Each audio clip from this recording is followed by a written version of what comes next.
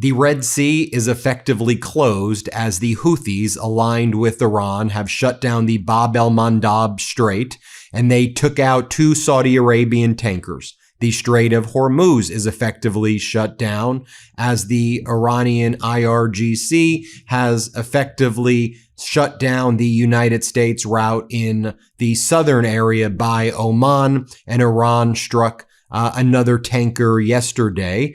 You have crude at now $95 a barrel. There was a dignified transfer in Dover, Delaware yesterday, and Donald Trump used that opportunity to falsely claim that the service members before they died said that they never wanted Iran to get a hold of a nuclear weapon, and Donald Trump refused to so much as even bow his head during the dignified transfer ceremony.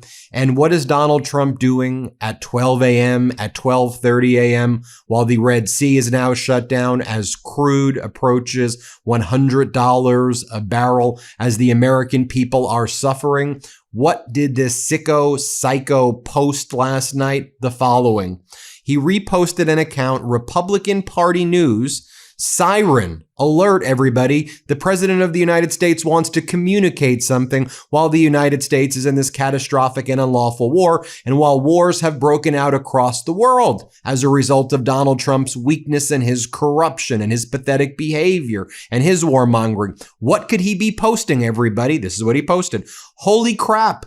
Dana White says it best. Trump is the ultimate American badass of all time. I have never known a human being like him in my entire life. Fire emoji, American flag emoji. It's no wonder that even 37% of his MAGA base is all that supports his catastrophic and unlawful war against Iran at this point. Trump has lost all support right now, and the polls show that he has never been less popular, the least popular in presidential history. So that's what he's posting at 12:30 a.m. What he's trying to conjure some sympathy for him. He's making that post from July 2024.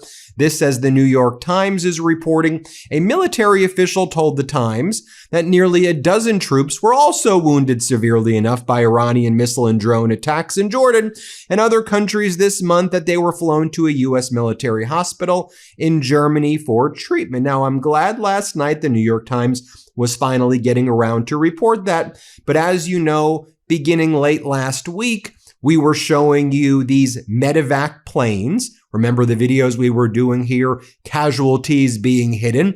We were tracing the medevac planes that were taking off from the Middle East, and they were winding up in Germany, where there are hospitals to treat our service members. And we were talking about how there were obviously very serious injuries that were taking place. We've been showing you the satellite footage and a lot of the surveillance footage that shows the containerized barracks where our troops are hoarded by the Trump regime and not protected, as the U.S. interceptors are really no longer working. And we've shown you those barracks being destroyed. Remember the Trump regime officials, CENTCOM, which has become another clown show. Of course, the Department of Defense, which is even worse than another clown show. No offense to clown shows, because some clown shows are actually interesting. These are fascist loser clown shows, the ones I'm talking about. But to be very clear, they said these were only minor concussions. Minor concussions caused by ballistic missiles and Shahed drones. First off, minor concussions is kind of an internally contradictory statement. And no, these were very serious injuries, traumatic brain injuries and other very serious injuries taking place. I believe that the actual casualty number is in the thousands. I think we'll look back at this and say, obviously, it was somewhere in the multiple of thousands. And I believe the fatality number is higher than what they're saying. The Trump regime is trying to also be like, well, if you were killed in Erbil, Iraq, that's not necessarily directly related to Epic Fury. And so I want to put a little asterisk right here. We'll come back to this video, of course.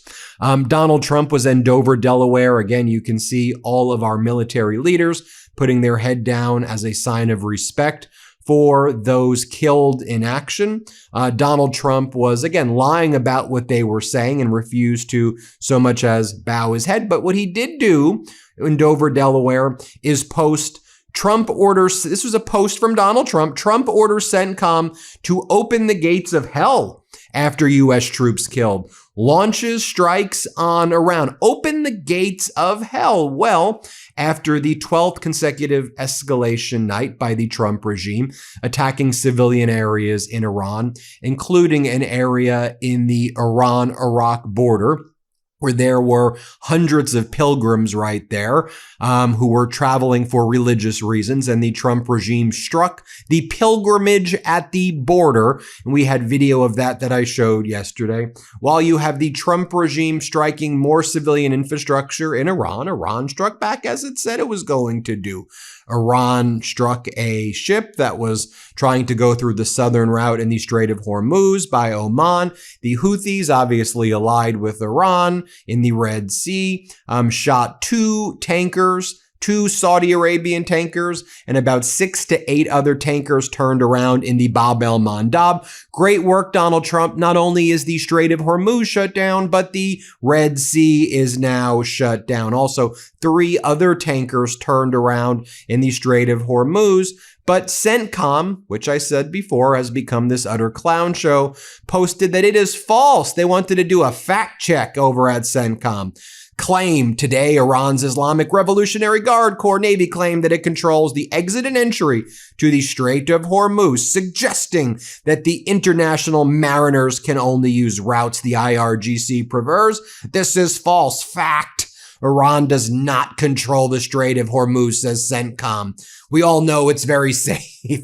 These are some sick people at CENTCOM also. I used to have some hope. I mean, obviously not recently, but at least several months ago. Okay, CENTCOM will be normal, despite how horrible Trump and Hegseth and this sick regime, this disgusting, vile regime is. At least CENTCOM will be normal. Nope. CENTCOM. Fact, Iran does not control the Strait of Hormuz. The international waterway remains open for transit regardless of IRGC threats and attacks.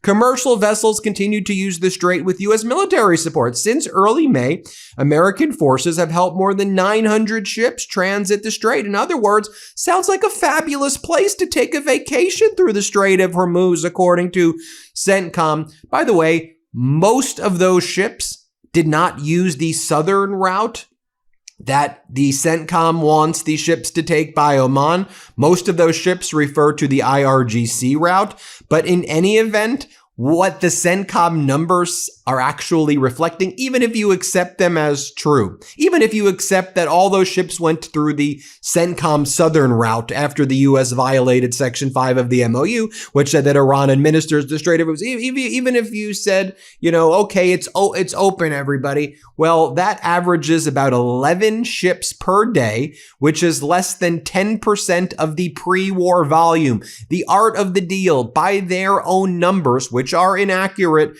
the Trump regime is doing only 10% of what was taking place before. In other words, the arsonists want credit for not putting out the fire, but for putting out a single little tiny flame while the fire rages and says, can I get a freaking participation trophy, right? I mean, this whole MAGA movement that's like, we're so against the woke participation trophies and all this BS. Literally, Donald Trump wants a new participation trophy every day. I solved 8 wars, everybody. I solved 10 wars. No, you've lit the world on fire, and there are wars throughout the entire world right now. You take a look at some of the latest polling, and people are absolutely livid at this disgusting thing, this disgusting creature in the Oval Office. Late night, Donald Trump may be trying to post polls showing Darlene Graham, Lindsey Graham's sister, now leading, according to, what are they even citing? Kalshi, according to Kalshi. Okay, we know that Donald Trump's, the guy who runs Donald Trump's scripts, he's got he got busted, teleprompter, he got busted with the Kalshi betting, by the way. But so Trump's posting Kalshi at late last night, about Darlene Graham. Meanwhile, what the Fox poll, I'll do a whole other video on the Fox poll, but the latest Fox poll says that Democrats can better handle income inequality, 22 points. Healthcare, Democrats lead 21 points. Inflation, Democrats by 10 points. The economy, Democrats by 9 points. Foreign policy, the Democrats by 7 points. Republicans still hold an advantage of crime, while government spending, Democrats are up. And actually on immigration, Democrats are up by 1 point on the issue of immigration right now. Now, you have Democrats leading by a significant margin heading into the midterms, the biggest lead of any party since Fox has been doing this poll since 1996. Well, why don't we hear from some of those Trump voters, see how happy they are right now? Here were some Trump voters. Hat tip to Jen Psaki and the folks over at MS Now for this one. Take a listen to what these three-time Trump voters and others have to be saying. Play this clip. This war has been it's been taxing on everyone, and I'm on a fixed income, and so it's other ones that are on fixed income I'm really feeling it. You could talk directly to the president. We know he likes to watch TV. What would you tell him about this war? President Trump, you shouldn't have got us in this war and was going to end it fast, soon, and now you're starting all over again. Has the war helped your life at all? No. For one thing, it causes me angst. Makes me angry. And as I said, I'm very disillusioned. My entire family is disillusioned. And we are and were Trump supporters, but this is, to me, he's drawn a line in the sand. And that's how I feel. That's how we all feel. What about Bill O'Reilly? What did Bill O'Reilly? Bill O'Reilly's like, hey, Donald, you need to take some time off, bud. Bud, take some time off. Take like a month and a half off. You are constantly hunching. You're hunching all the time, Donald. You can't speak in sentences, and you are very dangerous and deranged. Take some time off, says Bill O'Reilly. This is what Bill O'Reilly says. Here, play this clip right here. Final thought of the day. As you know, I've known the president 35 years, and he's 80 years old right now. Okay, so that puts him, if I can do the math quickly, 45, maybe early 40s when I met him in New York City. Now, I've noticed that he is hunching over a little bit, and that's normal. You get older, every malady in the world is going to visit you. I can't even bore you with the stuff I got to deal with. And I was actually feeling sorry for myself the other day. I never do that. But I mean, how this and that, and blood tests, that. But I noticed the president was a little. So my advice to Donald Trump is to take the next month off if you can. Get into an environment where you like golf and relax a little bit. You got to deal with Iran. I understand that. Everybody understands it. But you can do that on the phone, and you can do that with your people coming, but need a breather. I need a breather, and I'm going to build it into August, but he needs a breather much more than I do. Okay, so we wish the best for not only President Trump, but all the presidents, even Joe Biden, Barack Obama, Jimmy Carter, always respected the office. I did, always. If you read Confronting the Presidents, you know that. Utterly deranged regime indeed. Now, we really got to be paying attention to the Bab el-Mandab Strait as well, because it's basically the main way that Saudi Arabia brings out its crude carriers. It's crude through these very large crude carriers, these VLCCs. It's how they get out their most of their oil exports get out that way. And now the Houthis have shut that down. But, Donald Trump also, the art of the deal. He has only maintained the security umbrella in the Middle East for Netanyahu. They have the Iron Dome, while all the other Arab nations are just getting absolutely ripped to shreds where the U.S. military bases are by Iran. I guess the Arab nations are finding out that they were actually the first line of defense for the real Iron Dome, which was actually Israel, and that they were basically being thrown in there as the shield to guard Israel, which is something that Iran is pointing out as it knocks out these military bases in these Arab nations. But, you know, when you do all these quid pro quos with Saudi Arabia and UAE, time to pay up there, Donald, time to pay up. So as Saudi Arabia's economy is now absolutely suffering, as their tankers are getting hit, Donald Trump says, hey, MBS, you scratched my back, so we're going to allow you to do some nuclear enrichment. How about that? We'll give you the ability to get nuclear weapons, as I saw this account say. MAGA when enriching uranium. Iran, we want to enrich uranium. Donald Trump, no, you're a terrorist. You're fired, you're a terrorist. Saudi Arabia, we did 9/11 and we want to enrich uranium. You want to give me money? Okay, you can do whatever you want there. Sure.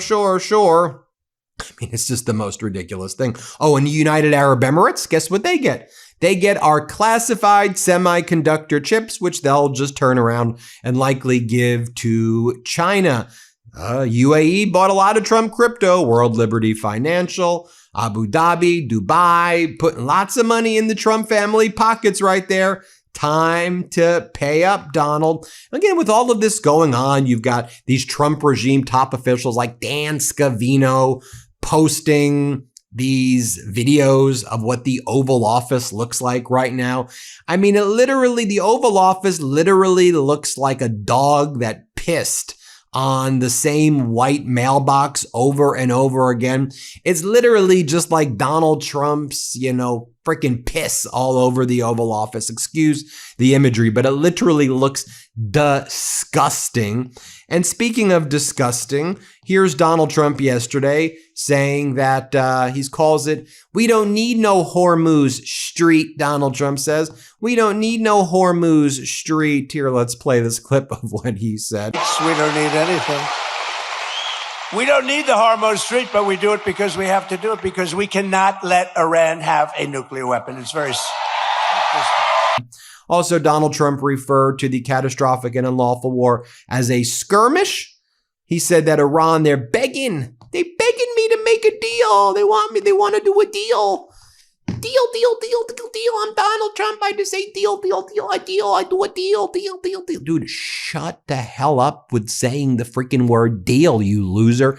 Deal makers don't go around, deal, I did a deal. No, you're a loser. You've escalated this catastrophic war. Iran is picking off U.S. bases one by one right now. And then they up the ante, and now through the Houthis control the Red Sea, you idiot. Crude's going up. America is suffering, and this is the stupid crap that you say in Georgia at some small gymnasium there. Anybody clapping for this, man? So utterly repulsive to me also. Here, play this clip. And the stock market has said, and that's with this skirmish we have going on. I call it a skirmish. This is with this skirmish we have with the Islamic Republic of Iran, and I call it that because, let me tell you, they're getting hit so hard. And they want to make a deal. But I say they're not ready to make a deal. Because every time they make a deal, they want to change it and everything. They're not ready. They'll be ready very soon. And this is despite this. It's going on. The stock market has hit 73 all-time highs since the election. Think of that. Now, the Wall Street Journal also reporting the U.S. is surging forces, medics, and weaponry in the Middle East right now. 150 medics have arrived in the regional medical center in Germany in recent days. I wonder why that is. Also, according to Politico, the White House is at maximum level of frustration right now. The only way to victory that he wants is completely and politically impossible. What politics of it? How about you stop killing our young men and women that you're putting in harm's way and having them be basically targets right there for, in your catastrophic and unlawful war? Let me leave us with this right here. Here's what AOC said. You know, with all of this as background, you've got AOC saying, and now the Trump regime wants to label everybody communist, like what, Bolsheviks and communists. What are you doing? And I think AOC has a pretty good perspective on all of this. Let's play this clip. Trump Republicans continue, they will use the word communism over and over again. They'll say that don't call it democratic socialism. How do you see it? Do you think that the use of the word communism over and over again has been effective in terms of going up against the DSA? I mean, I think that, so the administration has rather openly admitted that they are seeking to usher in a new McCarthyism for this era. Their only way in a time of deep unpopularity is to try to stoke fear and new conspiracies. And so they're trying to inject conversations about communism in order to scare people. But at the end of the day, the thing that's most important are the policies that we believe in. I believe in guaranteeing health care to every American. I believe in raising the minimum wage. I believe in strong unions. And so, yeah, you know, if a Republican wants to call a stronger union communist, they're more than welcome to do that. I'm not going to be deterred. Yeah, and as I listened to that clip of AOC, I also reflect on this headline. Don Jr.'s investment firm posts a staggering 200% return. The fledgling firm, run by the president's oldest son and his partner, Omid Malik, has made investments in AI and defense technology that have tripled in value in just months. What a wizard. How did he do it? How did he know? How did they possibly know how to make these investments? How'd they know that the federal government was then going to fund a lot of these things and give them the content? Whoa, geniuses. Look, folks, in all seriousness, though, WTF, eh? Pre-order WTF, though, right now. I mean, we talk about all this at WTF. Pre-order it right now. Hit the QR code. If you it's helpful to pre-order it right now before October. So it comes out in October, but do the pre-order now if you can. It is everything we've talked about together as a community. But you look at this in all seriousness, the American people are suffering right now, struggling, psychologically tortured, living paycheck to paycheck if they're lucky enough to have a paycheck. Gas is gonna be $5 a gallon soon, $6 a gallon soon. He's really he's destroying people's lives. This catastrophic war is disgusting. No one wants to be involved in this. He's taken away healthcare to give trillions of dollars for missiles to blow up elementary schools and to kill little girls in Iran and to aid and abet genocide with Netanyahu in Israel and in Lebanon. It's disgusting. They're war criminals. They need to be tried in The Hague. Trump, Netanyahu, Hegseth, all of these war criminal genocidal maniacs. It's that simple. Don't mince words. Call it out. Be clear. Moral clarity. And to see this freaking sicko, this disgusting piece of trash last night, 12:30 a.m., posting, holy crap, I've never known a human being like him in my entire life. Well, I've never met a human being so freaking disgusting. Such a piece of trash, so harmful, such a cancer to the world, such a shit stain in the world. Excuse my, just the worst scumbag imaginable. Sorry, I get so angry when I speak about the horrors and atrocities that these individuals and Trump has caused to so many people, the damage people can do in this world. It's sick. Hit subscribe. Let's get to 7 million subscribers. Thank you so much for watching. Before you go, our book, WTF America, is available for pre-order now. It's the story of how we got here and how we fight our way back. To pre-order, scan the QR code or click the link in the description. Let's do this.